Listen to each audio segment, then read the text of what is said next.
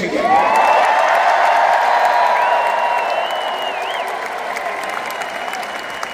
But Arizona just couldn't leave it alone.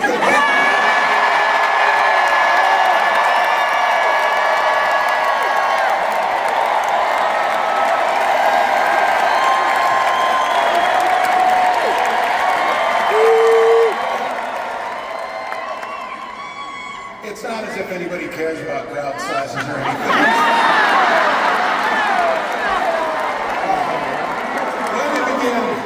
Let me begin by giving a few thanks to some people here and a few dear folks to us. First of all, I want to thank Arizona for sharing Senator Mark Kelly and Gabby Giffords.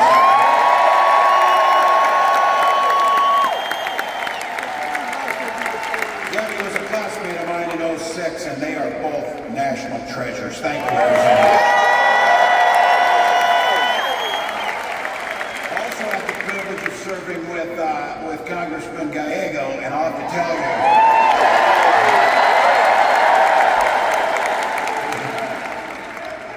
he was an amazing colleague, and I have to tell you, he's going to be an amazing senator, but we get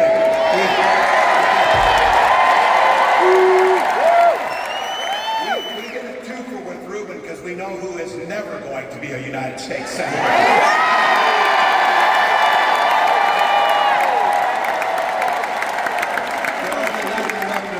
Thank you, but the most important thank you to each and every one of you.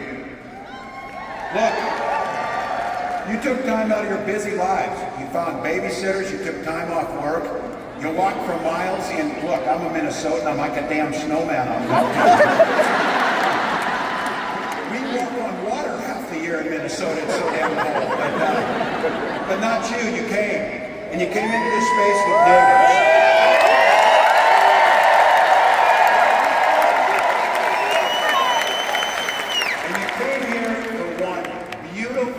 Simple reason. You love this democracy.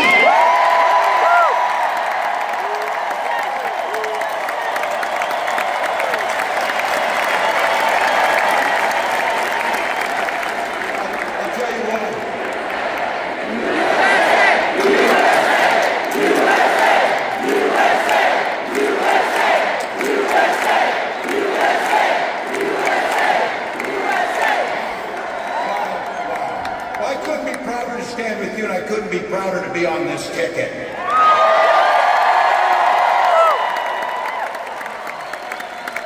You know what's at the end of this little journey? Kamala Harris as the next president of the United States.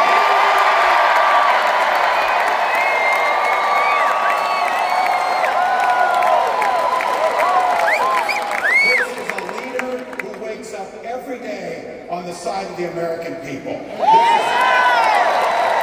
She will take on the predators, she will take on the fraudsters, she will take on the transnational gangs, and she will stand up to the corporate interests and put middle America first.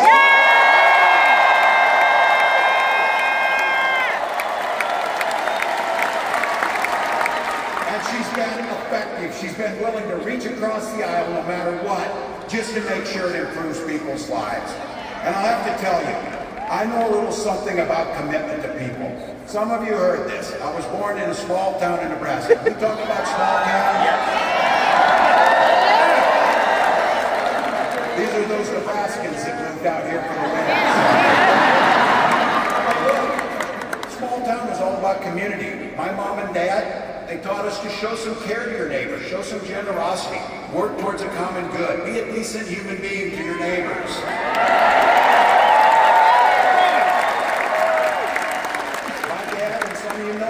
You had him, a chain-smoking Korean War era veteran, cared about his community, but 2 days after I turned 17, he took me down to join the Army National Guard. And for 24 years, I proudly wore that uniform.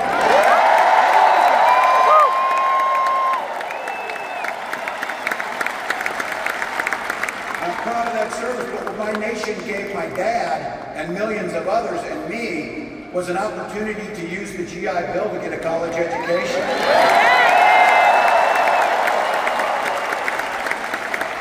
My dad was a teacher, my brothers and sisters and I.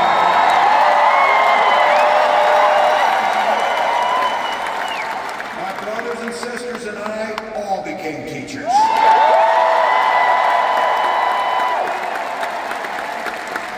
And we married teachers. I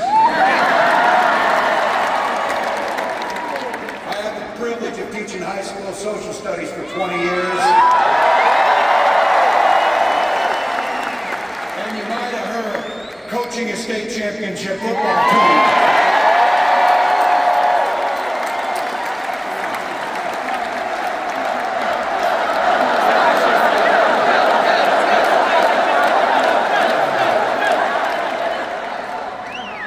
Now if the Vikings could just win.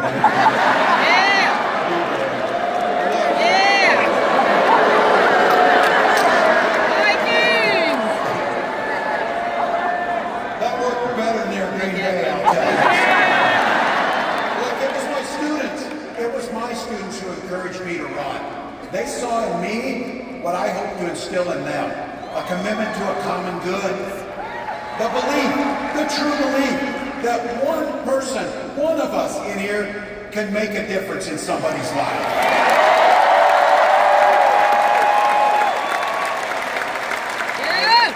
I wasn't very politically savvy because I did not know it when I decided to run for Congress that there had been one other Democrat elected in that district since 1892. But my neighbors believed, and they graced me with an opportunity to serve them in the United States Congress for 12 years.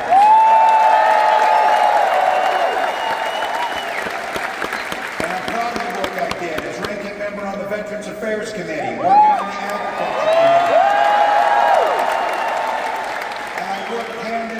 Republicans to make sure that we were crafting legislation that improved the lives of veterans and people all across this country.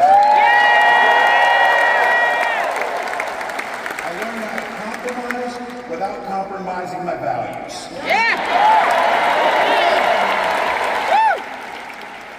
And as governor of the great state of Minnesota, I brought all of those experiences to the challenges facing the state of Minnesota.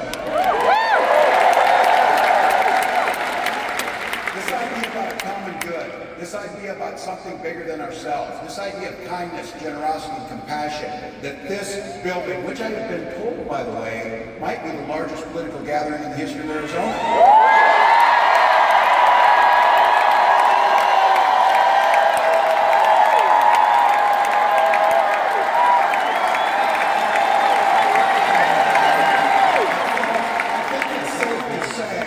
Donald Trump sees the world a little differently than we do. First and foremost, to be very clear about this, he doesn't know the first thing about service. No. It's hard to provide service when you're too busy serving only yourself. Again and again and again, Donald Trump weakens our country to strengthen his own hand. You've watched him mock our laws. You watch him sow chaos and division at every opportunity. And that's to say nothing of his record as president. As governors, he froze during COVID and pitted us in a hunger game against our neighbors to try and find basic life-saving needs. And because of him, our neighbors died. COVID, he drove the economy into the ground. Let's be very clear. The statistics and the facts are clear about this. Violent crime was up under Donald Trump.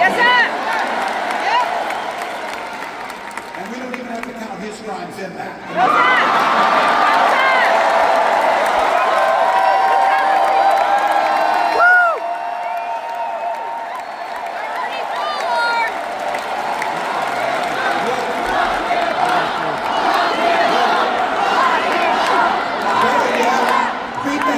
At the ballot box.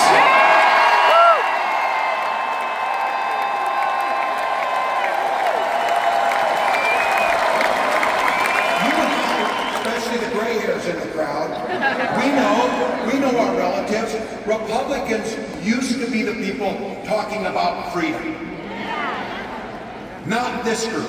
When they talk about freedom, it means that the government should be free to invade your exam room with your documents.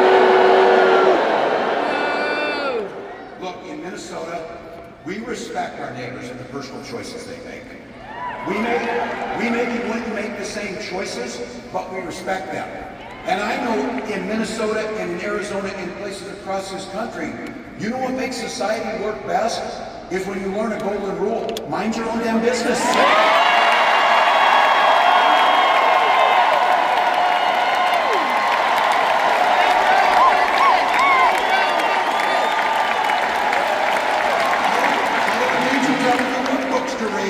I don't need you telling me about what religion we worship, and I certainly don't need you to tell me about my family.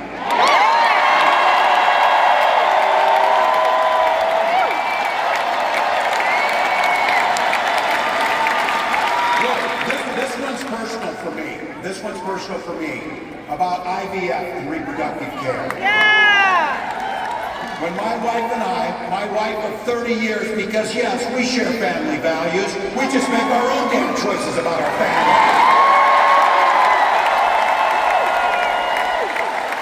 But when we wanted to have children, we went through years of fertility treatment. And I remember it was like it was yesterday, just waiting for good news. And then the phone would ring and you would be tensed up, and then you would hear that the treatments had failed. It would blot out the sun, that you just wanted something so beautiful and so simple to have a child. And then one day, and it wasn't by chance, when that news came and we welcomed our daughter into the world,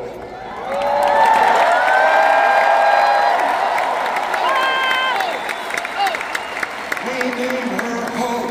We named her Hope.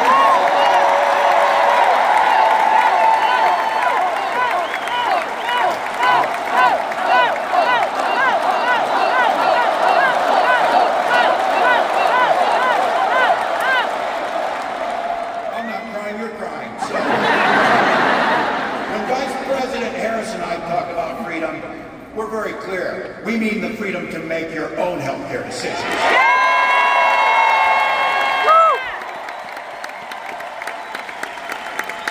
And for all of our children to be free to go to school without worrying they'll be shot dead in their classroom.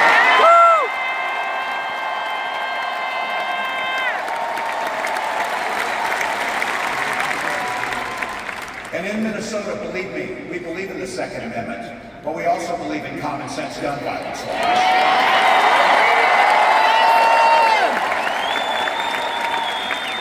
I remind my colleagues when I was in Congress, Ruben can tell this story, for 3 years in a row I was the top gun in the congressional trap shoot, so we can shoot better than them too.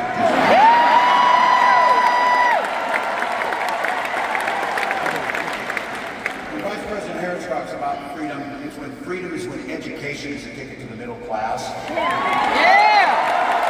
Not crippling student loan debt. And this building and what we believe in, we are a people that settle our political differences not through violence, but through voting.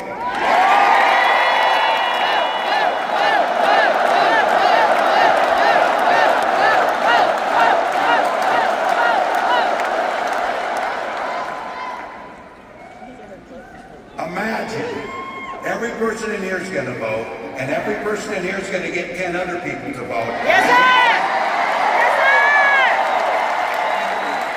Let's just go ahead and not go through this thing that it's so close. Let's just win.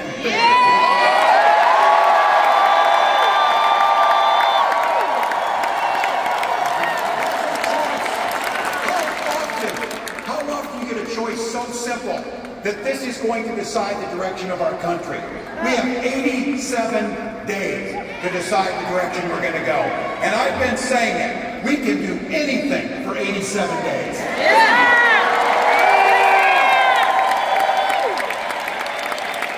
And my mantra is, and look, you can see it on me over the last 5 days, we'll sleep when we're dead.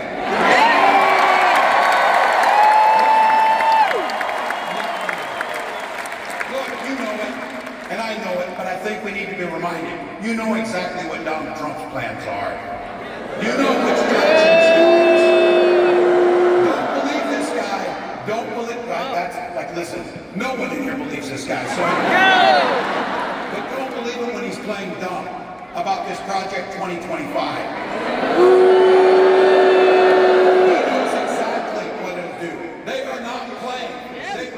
it'll underfund veterans. And you know that if he goes back again, he's not only going to let go where he left off, it is going to be much, much, much worse. So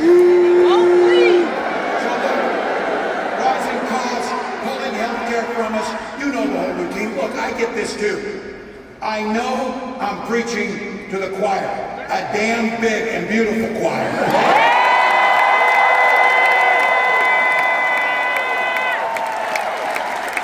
But practice is over, people. The choir needs to sing.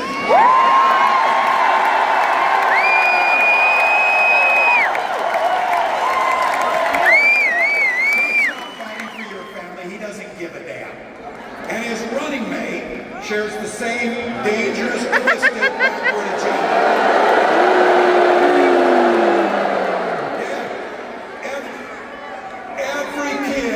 Every kid in my class of 25 studied at Yale, had their career funded by Silicon Valley billionaires, and then writes a book trashing the very people who raised you. It wasn't a name, it was an observation. These guys come up with the weirdest damn ideas that you'll ever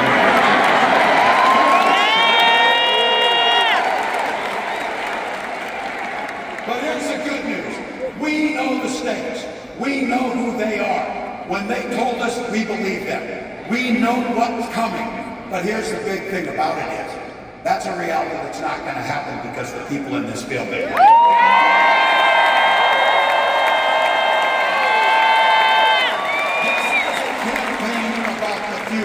We know what's there. We know it can come. We're not people who are afraid of the future. We shape the future. Kamala Harris believes in the freedom to make their own choices. She believes in the opportunity for every single person to enter the middle class. And she believes something so beautiful. She believes in the promise of America. Yeah!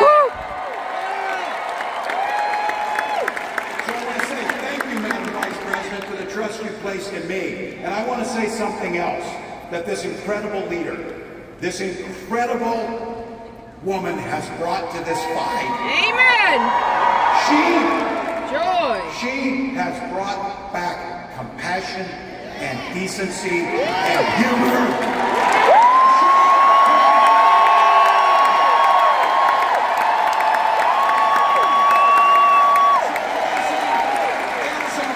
Bring that joy with you. Bring those smiles. Bring that positive future as you join me in welcoming the next president of the United States.